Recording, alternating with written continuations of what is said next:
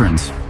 Welcome to our new episode of our massive 100-part video series on Excel AI Analytics to learn data analytics. Whether you are a complete beginner or experienced user of Excel application, you will love to click on the button with purpose to know more about Excel Analytics with. Welcome back, friends.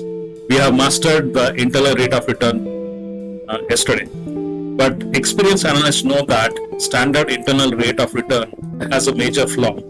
It assumes you can reinvest your profits at the same high rate.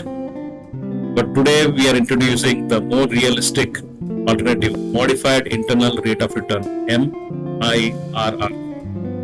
To a layman, modified internal rate of return is the real world version of your project's return. It acknowledges that money has two different speeds: the finance rate, which is what it costs you to borrow the initial capital, and the reinvestment rate, which is what you actually earn when you put your profits back into the bank or other projects.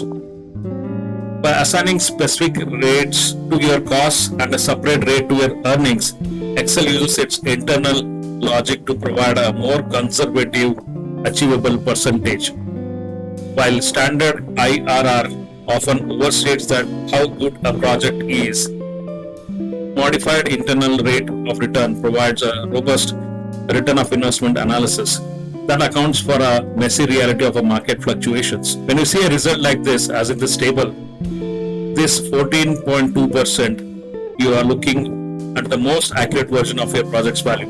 It's the truth teller of financial metrics. For the modern day data analyst, precision is the foundation of trust.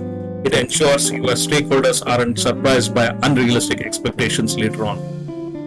Using modified internal rate of return ensures your models reflect the actual reinvestment potential of your business, providing a defensible return of investment every time. It is the signature of a sophisticated analyst.